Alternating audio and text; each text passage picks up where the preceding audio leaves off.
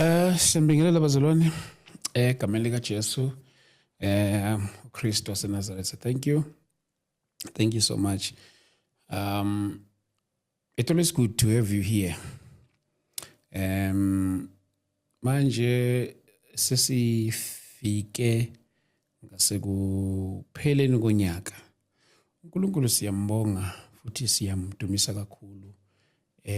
Bazalwane siyabonga kakhulu.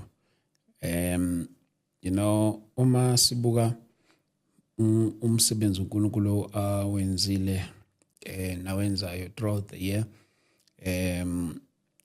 for me not coming back here to say thank you saints kungayiphutha elikhulu kakhulu. Ngithanda ukuthathela lithuba ngibonga uNkulunkulu ngani kakhulu. We've been doing this work since then.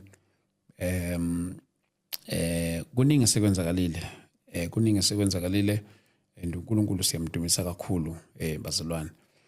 Engifisa ukwenza nengifisa ukukusho kakhulu ukubonga wonke umuntu who've been so supportive from day one since senza umsebenzi kaNkulunkulu online. So ngiyazi ukuthi ke abaningi you won't be called for everyone. We have received a lot of criticism and we have received a lot of constructive criticism, and we also received a good report and a positive feedback from our online people. So I would love to say, Bazonabam, thank you so much for always making it a point whenever we have something here, not only online as well, neyinkonzo esibanazo kanye sibenazo throughout the year. You remember we started hosting at Debeni. No. Oh yes, at Debeni. Saqala uba nenkonzo ngoFebruary. We hosted a service in February at Durban Central, and then we moved to March. We hosted a service. Sabuyela back to Durban. That was on March 24. Then after March, we hosted a service in Joburg, Soweto. That was 5 April. And then we moved Sabah a service Ekahiso. That was 30 August. And then we moved to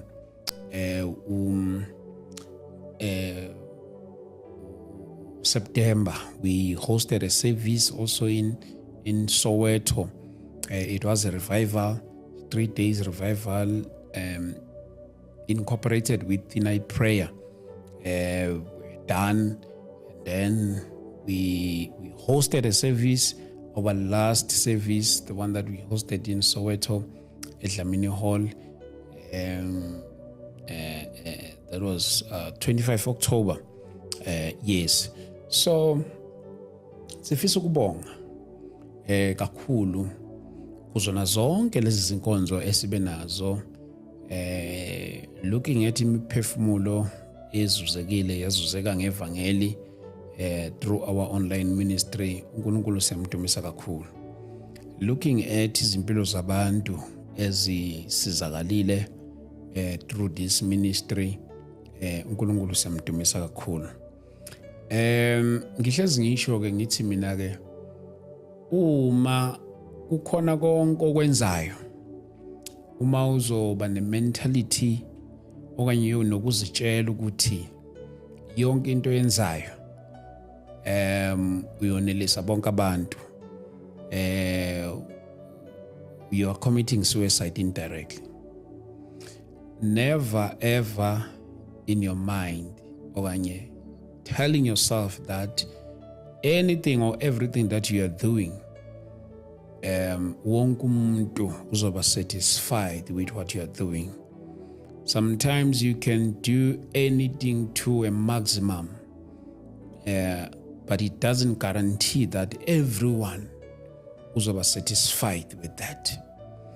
Kokunye, you can do something at your lowest or at your minimum, but only to find that there is someone who's more satisfied with that. So you are not called for everyone, but those whom you are called for, they will always find a way to be satisfied in your ministry. So even in life, in general, you'll have a very big problem if you think ukuthi wena yonke into yenzayo okanye lokho kwenzayo even emsebenzini wakho wenzayo esikolweni kuphi doing anything at your maximum and you think ukuthi everyone would be happy with your work, you are wrong. Yenza lokhu obizwelwe khona and excel kukhona. uNkulunkulu will do the rest. I've seen people criticizing abanye abantu who are doing a wonderful work. No problem. Okay. So, as I was saying, ukuthi yonke into yenzayo, make sure that you fully dedicate yourself kukhona, because into nento uNkulunkulu akuthembe ngayo i-assignment uNkulunkulu ayibeke kuwena. So you better be faithful to your assignment and be faithful to people, because if you are faithful to other people, there shall be a time whereby you'll be wrong and they will disown you ever.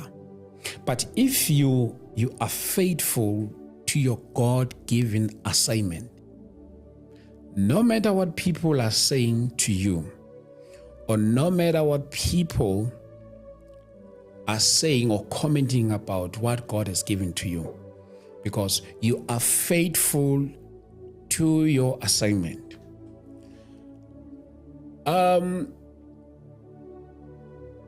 Okay, let me put this thing ngalendlela le. My podcast, I used to check on social media when people are commenting about podcasts, podcasting and podcast. I will always be among them. Mabe kuluma ngama podcast, not podcasts that are doing good, but podcasts that are used by the devil. I'll be among those podcasts. My podcast, it's being classified as one of the podcasts that are used by the devil, meaning that I myself, I am an agent of the devil. You see, but it doesn't stop me because I am loyal to my God-given assignment. So if ngihamba ngokuthi abantu yini abayithandayo, I will move okanye ngizoshifta kulokhu uNkulunkulu angibizele khona, ngigcine sengifisa ukuba loyal to ubona, ngingabi loyal to i-assignment uNkulunkulu angibizele yona. Because isikhathi esiningi abantu uzoba loyal kubona kusasa bathanda enye into wena ongayithandi, then you'll have to do lento abayithandayo noma wena ungayithandi, because you are loyal to them. But if you are loyal to your God-given assignment, you will always do the right thing. And there is only one man esimjabulisayo. The only thing that we need is to please God before it. So back to kule point le yama podcast. I know bafowethu there is plenty of podcast, and nami ukucabanga ukuthi the one that I'm running, it is the top notch. It's a number one wona wonke. I'll be lying to myself. But it pains me, but akusangikhathazi. Kodwa ukubona kokunye being classified as one of the platforms that are used by the devil. Afowethu, sometimes we need to be realistic to ourselves. Manithi ngiyangifisa nokubabuza labanye ukuthi bathi hayi sisetshenziswa uSathane njani? How so? Yini ukhona umuntu esake saba naye lana waqhakambisa umbuso kaSathane? They won't tell you, because I used to say people who are against you, they are dangerous. I prefer people who are against what I'm doing. It's better, because I might come and sit here and explain myself better.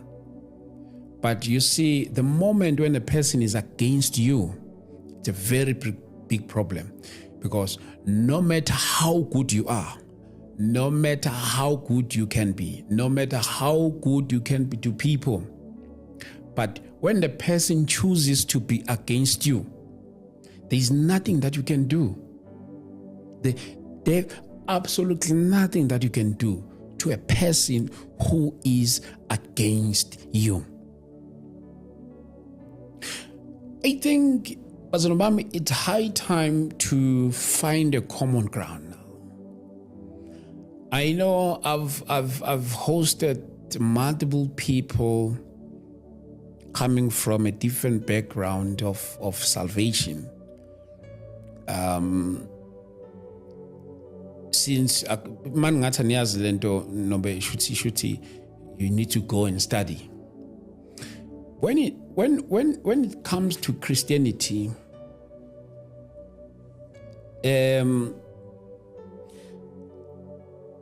kuna movements. There are different movements. Actually, it's a number of movements under the umbrella of Christianity. So isn't it? Like charismatics, Pentecostal, reformers. You know, listening. I cannot count them all. So, I'm a charismatics movements. Kukhona banawa ama standard athile. Pentecostals, they have their own standards as well. Reformers, you know, njalo kuhlukahlukene. The ama standards ahlukahlukene. But back in the years, wonke lama movements, lama Christian movements, ebengenayo into yokucwasana. Kodwa into ebikhona kuwona wonke lama movements. That is why uma uchecka nalama sonto akudala, omunye umuntu bengamthatha unkosikazi kwelinye isonto. Okay, ake ngibala nje kulama sonto amadala. Njengo African Gospel, Assemblies of God, Apostolic Faith Mission.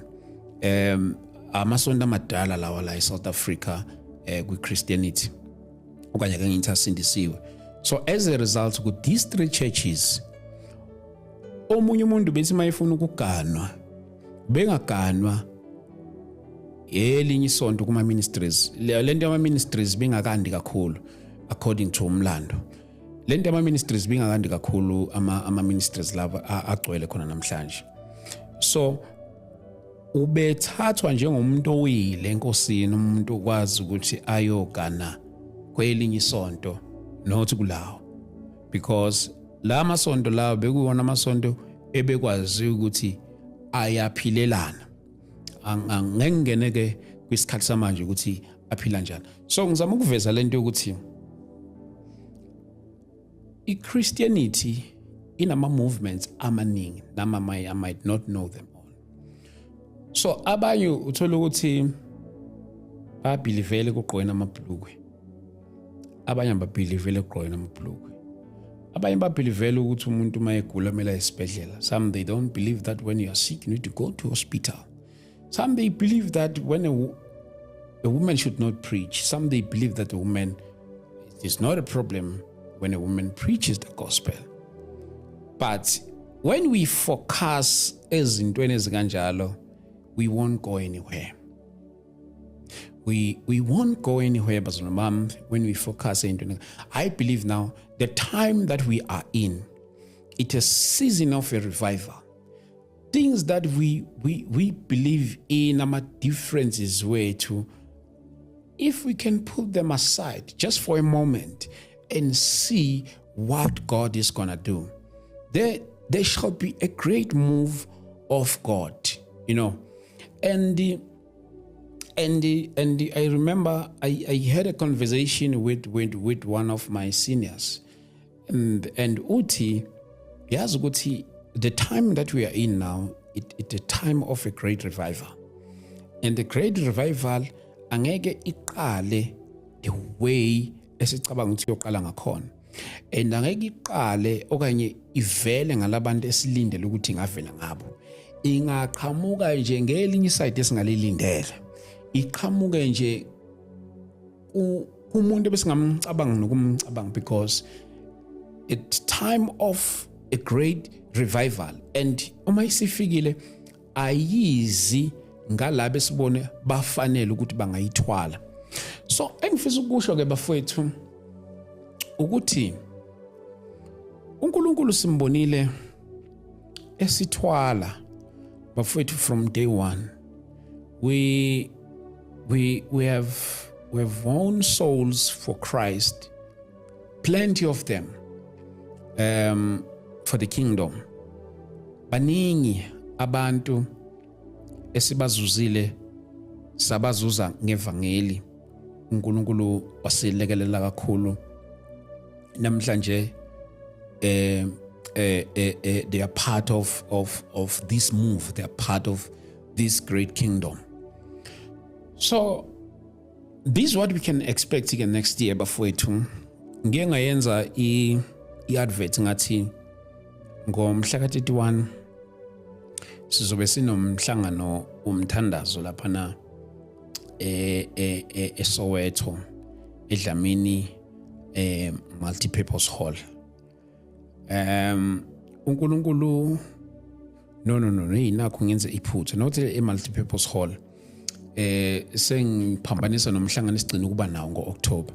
Sizobe sinomhlangano laphana eSoweto eMidlands ezone 6. For the first time in history, we've never hosted a service in the month of January.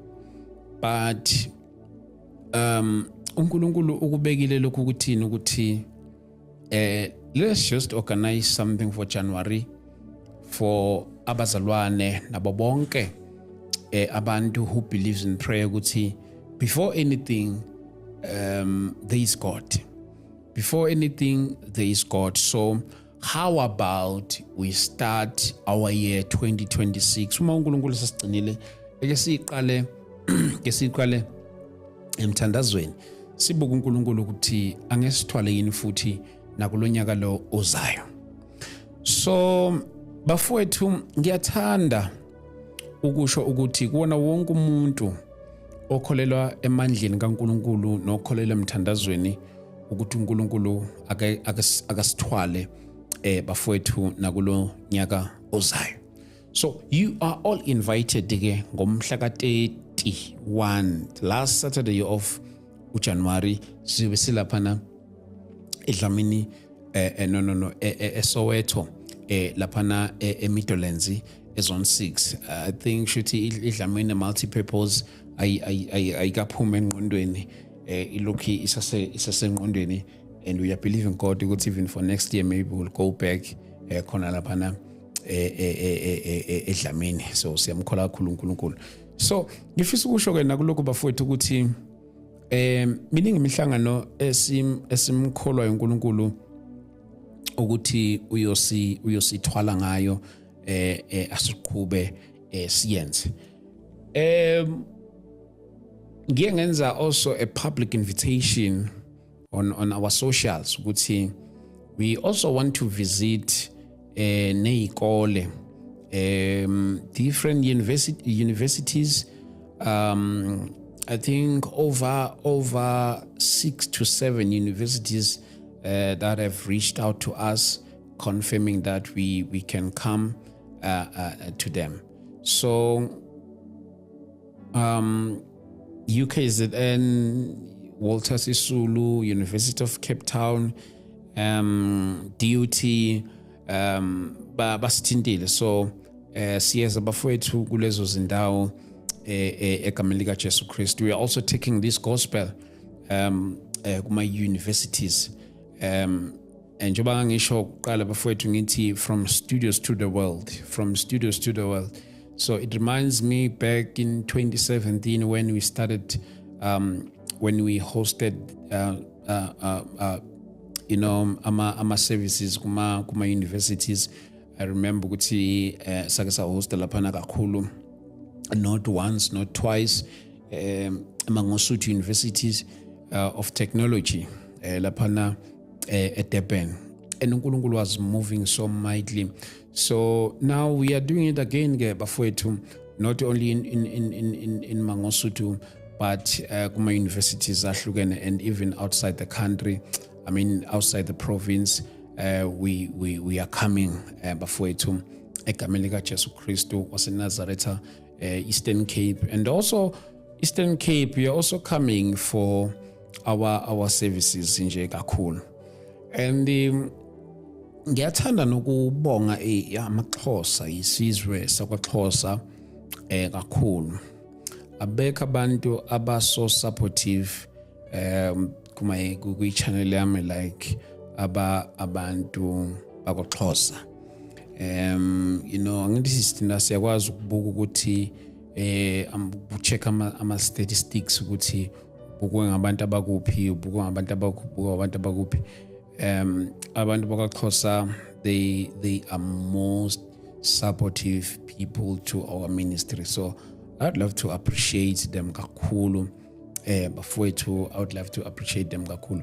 Bayithwele ngeqoma le channel, bayithwele kakhulu this ministry. Badlula even abantu bakithi kwaZulu. And not saying ukuthi ezinye inhlanga they are not supporting me.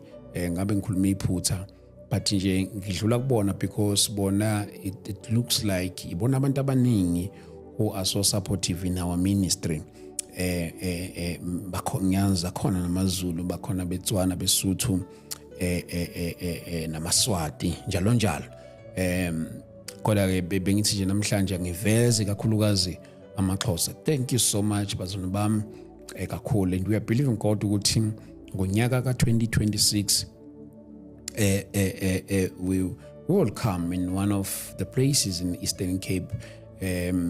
Siyamkhola kakhulu uNkulunkulu. Mhlambe ukhona umuntu ongaba nosizo mhlambe ekusi organizeleni izinto ezifana neindawo iholo kanjalo, because we cannot travel with izinto esisuke sizihirisha this site. So ngamele ukuthi sihirishe khona that site, such as a sound system, nokunye, and I believe ukuthi we'll have to outsource khona ngalena. So Eastern Cape, it's high time. We are coming, and I've never been in Eastern Cape even for any reason, and I believe in God that next year 2026, I'm not too sure when, but keep your eyes glued on our social platforms, and I believe that the details would keep on sharing them. We are coming in Eastern Cape. At Durban, KZN, we are coming on 2 April. We'll be hosting Babu Bishop Pierre Chiliza, Apostle Esvin Malo, Bishop and Ibutelezi. We are still communicating with one of our seniors in KZN, and I believe they will give us a very good feedback or response. So we'll be in Umkhumbane. Mhlaka 2 April will be in Umkhumbane eDurban. Please diarize lolu suku lolu Umkhumbane sobe silapha eThekwini Umkhumbane. Bazokhumbula Umkhumbane lapha ngase Chesterville okanye Mayville, between Chesterville and Mayville. So besilapha ke eMkhumbane starting from 10 ekseni kuyoba late. So ngiyacela nje ukuthi bafowethu nini make lolu suku lolu egameni lika Jesu Kristu waseNazaretha. And then years an road show ezoba seJoburg. We are coming at Joburg, and a road show ya nyaka 2026. Sisahlela, maybe we might be in Joburg Central, but still not yet confirmed. So we are coming, and we're also coming with Mvuselelo Joburg. Siyenza nemvuselelo eJoburg, bafowethu uNkulunkulu siyamkholwa kakhulu. Joburg, we are coming with the heavy revival, 3 days incorporated with in a prayer. And we're also coming with Bazarunbami.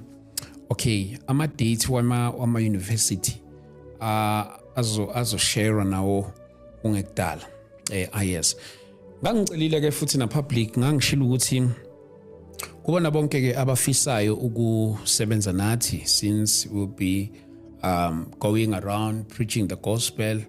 Ngangicelile ukuthi ngiyacela ukuthi uma kukhona abathile abafisayo ukuthi basilekelele emsebenzini wenkosi, ngikhuluma nje ngezisebenzi zikaNkulunkulu ukuthi zisilekelele ukuthi please come forward bafowethu, such as worshipers,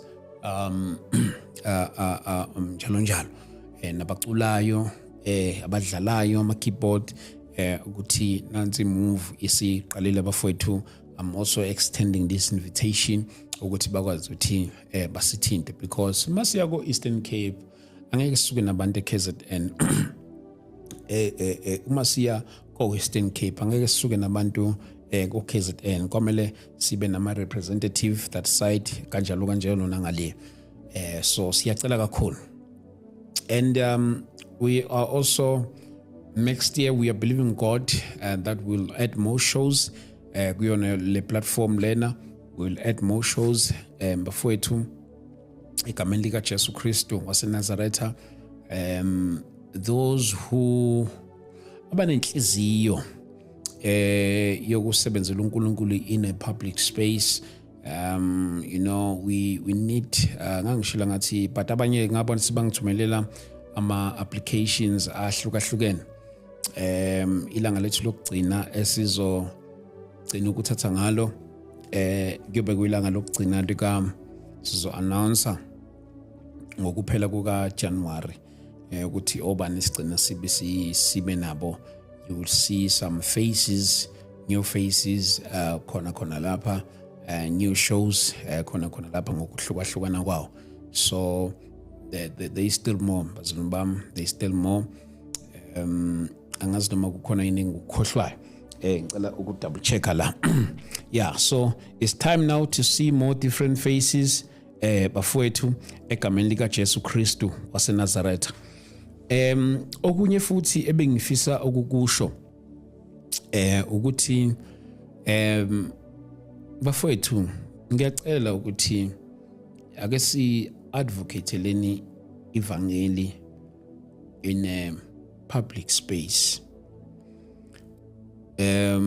Ngiyazi ukuthi kwesinye isikhathi uma umuntu enza into ongayithandi, and into ongayithanda kusho ukuthi demonic, it's your preference, know that it is demonic. And into ongayithandi, make sure that you reach out to that person in a proper way, ngikhuluma nabazalwane, in a proper way, and address it accordingly. Ngifisa ukubonga nokuthi nje le platform ingi-introducele abafowethu, yangi-introducela abosisi, yangi-introducela nabantu whom I regard as my parents, whom I regard as my seniors. And some of them uyawubona ukuthi yazi khona ngilenzile iphutha khona la, ubona ukuthi umuntu indlela aku-approacha ngayo, uku-approacha in a form of umzali, in a form of ubaba, in a form of umama, because uzubone na cha khona bengenzanga kahle ke la, but indlela eza ngayo iyona engenza nami ngizibona ukuthi no angenza kahle. So ngiyamthanda ukubonga uNkulunkulu even for abantu uNkulunkulu asiphe bona through this platform, and ngibona nabanye abantu abazane through this platform. WhatsApp groups that we gave birth through this platform is plenty of them. So uNkulunkulu ke siyamdumisa kakhulu bafowethu, siyabonga kakhulu. Kungaliphuthe elikhulu kakhulu. Uma Mdlamini ke sikhona istatement azosenza njengoba sasicelile, sicela ukuthi basisupport kakhulu, because we also want to do nama talk shows eindaweni ezahlukahlukene. So you remember that we did ask for your support ukuthi sikwazi ukuthola some gadget ukuthi umsebenzi kaNkulunkulu wazi ukuthi uqhubeke.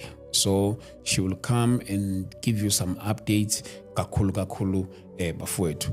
uNkulunkulu ke usemsebenzini kakhulu, and there is still more that is coming bafowethu, there is still more that is coming. Ngiyacela nje ukuthi ningasikhohlwa emikhulekweni yenu, because this kind of work that we are doing here, one moment you are happy, one moment you are sad, one moment you are happy, you are grumpy, different stories of people gives you different feelings at the same time. So it needs God's grace, umbrella, for you to survive, because you sit with a person here sharing a story with you, and then you become happy. You sit with a person here sharing your story, and you become so sad, cool at the same time. So this thing comes with different emotions, different feelings. So we need your prayers, Bazunumam, and thank you so much. Even those who comes with constructive comments. Thank you so much, Bazunumam. We don't take it for granted. Kwisifiso sami ke ukuthi even nangonyaka 2026 uNkulunkulu ke asigcine abafuna imisebenzi uNkulunkulu abahambele phambili, kanjalo nabafuna igoli uNkulunkulu abahambele phambili egameni lika Jesu Kristu waseNazareth. Siyabonga kakhulu ke bafowethu, inkosi uJesu mayinigcine ke bafowethu, size sibonane nangonyaka olandelayo ka-2026. Hlezi kuyisibusiso ukuthi sibe nani kule ndawo ngalolu hlelo. Thank you so much, Bazilumam. God richly bless you. Amen.